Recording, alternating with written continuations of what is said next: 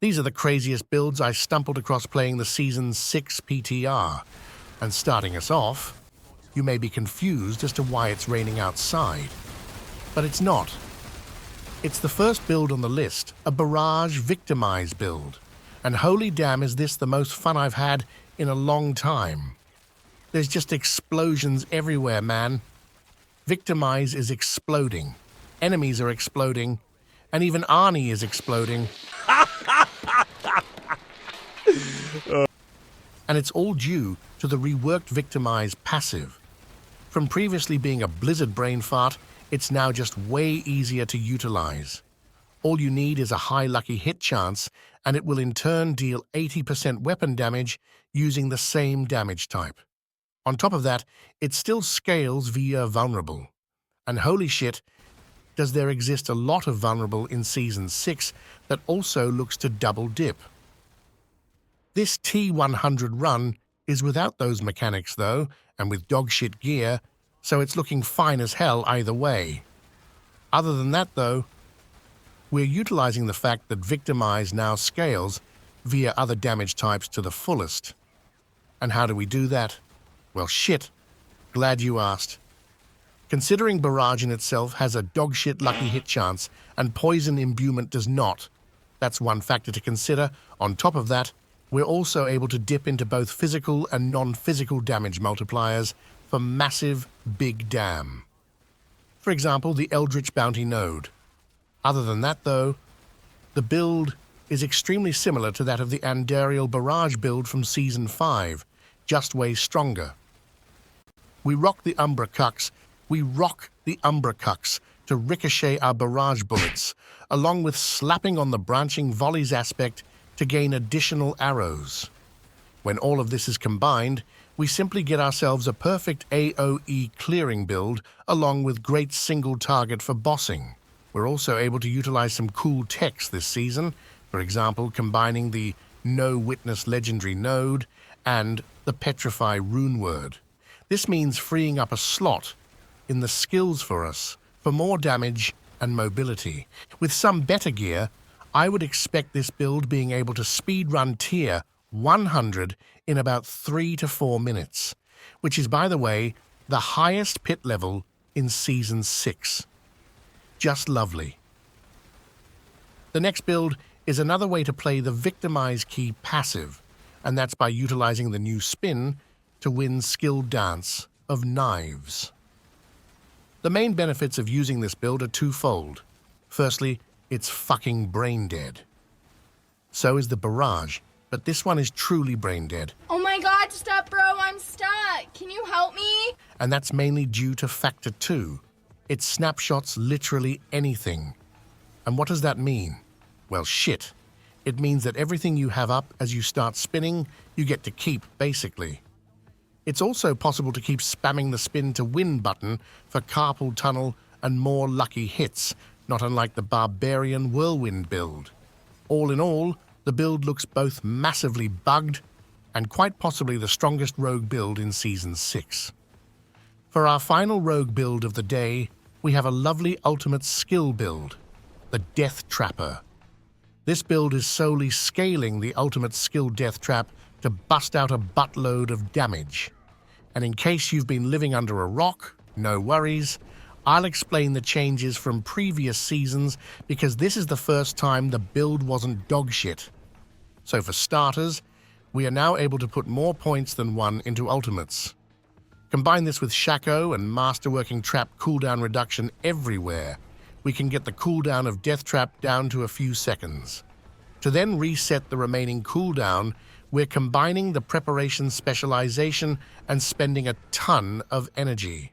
This can be done in several ways, one being the Beastfall boots and instantly spending it. You then have infinite death traps, and how do we scale its damage? We first have a slick pair of pantaloonies called Eyes in the Dark. Using this, we gain an additional death trap and more damage. Secondly, you can now temper chance for death trap to deal double damage. And lastly, the paragons are now set up in a way that gains additional damage for trap skills. All in all, the damage got a 10x buff or something, now hitting for billions per hit. With some gear, Unless this build gets gutted, then it's going to be fucking bonkers.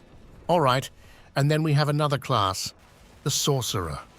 But before we continue, a word from an awesome sponsor, Pi.org, which has created an ad blocker for us. And I can confidently say that it's the best ad blocker I've ever used, and I'll tell you why. For starters, it's free and blocks every annoying ad imaginable. Nice. But that's not all, because maybe you want to keep supporting your favorite creator, and then you can opt into rewards for ads and get some sweet bank for it, for example on my channel right here. Just as you deserve, my friend. They also have an extension for cashback that gives you automatic coupons and lets you save a buttload of money with zero effort, and even an adblock app for mobile Safari. To install, you press the link in the description and then press this massive button. Nicely done. This alien button means install. To get the cashbacks, you just go through the preferences here to the left, and it will take you there, or search for it. Thanks to Pi.org for sponsoring me, True GigaChads. A lot of people probably wonder what's going to happen to their favorite Season 5 Lightning Spear build, and let me tell you, it's looking busted as hell. Quite possibly the best build in the game. I must say, though, that not a lot is changing from Season 5. We're still utilizing the splintering energy aspect and stacking a buttload of crit damage. This is, of course, combined with the fractured Winterglass amulet to bust out lightning spears as we're spamming frozen ball sacks everywhere. What is changing, though, is that the conjurations we can get out caps at 30. This means that the gap between a pure lightning spear frozen ballsack build and a hybrid that also deals damage via frozen orb is closer, which in turn means that it's just way easier to gear for, and that feels pretty damn good, I must say. On top of that, though, we're also getting a new key passive called Enlightenment, which is looking pretty decent in Sorcerer standards, mainly due to them all being shit. But all in all, the Lightning Spear builds are eating well. For next build, we have the Chain Lightning build. This is insanely S-tier as it currently stands, and also the best build in the game, but it's working due to a Probabel bug. This bug being Azure Wrath and Frostburn not being stat squished and hitting for billions of damage. But even without this, the build is actually hitting for hundreds of millions per hit, placing it comfortably into the A tier even if the bugs are fixed. If we assume it's not being fixed though, then it's probably the best build in the game, and I'll be rocking it for sure. What's working for both the bugged and non-bugged version are the Axial Conduit Pantaloonies. This allows us to gain a humongous amounts of lucky hits and a buttload of damage from the explosions. And as a consequence, it also makes the build pretty damn fun. Next up, we have some emo neckbeard Cringelord builds, and we're starting off with the Bloodwave build. We recently covered this build during Season 5, and holy shit, is it looking insane in Season 6, being able to speed run Tier 100 in just a few minutes, and getting some big dick buffs. And how does it work? It's simple, yet beautiful. By combining the Blood Artisan Titty Protectors with Bloodwave, which now spawns double the amount of blood orbs by the way, we in turn fart out bonus spirits by picking up the orbs on the ground. But we don't want to run around collecting them, do we? That's annoying as hell. And that's why we're spamming Blood Lances, because Blood Lance combined with the Gore Quill aspect picks them up automatically. Just lovely. And if you didn't know this by now, then I'll just tell you that Bonus Spirit is pretty damn busted. So when we're able to spam out a gazillion of them, the damage gets absolutely insane, particularly as we scale it via a buttload of Bonus Spirit ranks combined with a bunch of maximum life. And why max life? Well, that's due to bonus spirits from the Tiddy Protector scales via percentage max life. So the more max life percentage we can find, for example via the Coombringer, the more damage we'll deal. Beautiful if you ask me.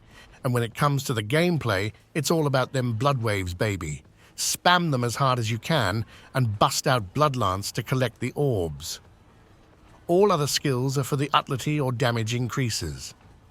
For next build, we have an actual damage over time build, and not just any damage over time build, a corpse explosion build. We haven't seen one of these for a while, but it's actually looking real solid heading into Season 6. Not the best, but still strong, and an insanely fun neckbeard build for once. And it's due to a lot of reasons, but to name two of them: the new key Passive Affliction, giving an uncapped scaling of shadow damage, which we can bust out via the Cursed Aura aspect. And secondly, the new Ultimate Soul Rift, granting damage, barrier, vulnerable, and essence all at once. A massive quality of life update for the neckbeards. For final Cringelord build, we have the one that is still looking to be king, the pure bonus spirit build. This build has been the strongest necro build for 2 seasons now, and it's still looking to reign supreme in Season 6. Oh, and it's getting buffed again. What is that? Like the 10th patch in a row? I don't know. Either way, it's hitting for upwards of 20 billion per hit, and it's getting its damage basically doubled simply due to the fact that we can now temper bonus spirit deals double damage onto our weapons. If this is not the strongest neckbeard build going into Season 6, then it's the Bloodwave bonus spirit build. So either way, a lot of boners going into Season 6, that's for sure. What differs between this one and the Bloodwave version is how the damage is scaled. This version works entirely through overpowers, which we generate via the Banished Lord's Talisman. Once we have an overpower, there are just a gazillion ways of boosting it further. For example, the Blood Moon Pantaloonies and the Paragons. With everything combined, we upwards of 20 different multipliers that are just mushed together and generates billions upon billions of damage. So if you're into boners, then this one should suit you nicely. And next up we have Fatty McFatty, aka the Woodchopper guy, and the Dry Humping build. This build basically works by fucking your enemies to death, which is indeed morbid, but it is what it is. On another note, it also works by utilizing the Fresh Render Mace. This is where the damage comes from. You then just simply spread some rabies and apply poison, followed by spamming a defensive skill to unleash the damage. In this case, Debilitating Roar. This is due to us being able to reset it via Bold Chieftain's aspect and a buttload of cooldown reduction. And that, my friends, is how you can start dry humping enemies permanently. What's insane about this build, though, is how hard you can scale it. For every 100 willpower, we're gaining an additional 50% big damn. And funnily enough, in Season 6, you'll have insane amounts of willpower. And I do truly mean insane, upwards of 8,000 willpower in a perfect gear. So that's balanced. And for the rest of the Druid builds, there's not much to say currently. The Landslider build is still goated as fuck, and could still be the best build out there, but there seem to have been quite a few bugged interactions when it came to the Stormslide version, and what is currently the strongest of the Landsliders is the Big Daddy Bear Slider version. And that one is indeed strong, but weaker than we would have wanted from the Stormslide build that we used in Season 5. For the other builds, I'd expect the Fatty to have a lot of A-tier and B-tier builds heading into Season 6 that we can play. May as well just delete the class anyways, as there will be a better druid called Spiritborn soon. And for our final class, we have the shit-eating barbarian. After 3 seasons of being a god, the class is now literal trash. Don't play it. Thank you. Wait, what, you're still here? Fine, guess we'll cover a few builds. Firstly, we have an extremely clever way of playing Hotar in Season 6 from Ulf, and it's actually looking strong. I went through the entire build, and with some slight optimizations, I would expect this build to go from hitting upwards of 4 to 5 billion all the way to 10 billion no problemo, and that's really fucking good actually. So what has changed, making this build go from dog to pretty damn good? For starters, we now have the temper to make Hotar deal double its damage. So that's just a flat double damage right there. On top of that, the build did indeed get buffed in Season 5, but that wasn't enough to make it good. Still, the buffs are now usable. We also got some new uber uniques and a lot of boring shit, but what is truly great about this build is the cool tech used to make all hotters overpower, and that's by utilizing Bash along with Combat Bash. But Mr. Para Gaming hitting enemies 4 times with Bash makes me sleepy. You shut the fuck up, my man or woman, slap on the Bash cleave temper, and you can just cleave the Bash damage onto your enemies and overpower with hotter every second or third attack. Because if you have 100% crit chance, which is doable without any issues using uber uniques, then you can just bash a group of enemies in the face and you'll have yourself an overpowered hoter, and that, my friends, is easy billions of DPS. But don't tell Blizz, so we can get some hoter buffs El Mao. And for final build, we have a German guy build. This one's also looking decently strong, and it's the Titty Twister Earthquake Barb. Now, the main reason this build went from mid to slightly above mid is due to the new legendary node force of nature. By spawning earthquakes, which we can do either via ground stomp or leaping with the aspect of Bull Kathos, we're in turn spawning dust devils out of our bumhole. But that's not all, because we're also getting a run word allowing us to spam out additional earthquakes just by standing still for a second. Pretty cool, pretty strong. All in all, Barb is looking to be the shittiest class for yet another season, but at least it has a few decent options. Alright friends, that's all for this one. Download the Pi ad blocker, and I'll see you in the next one.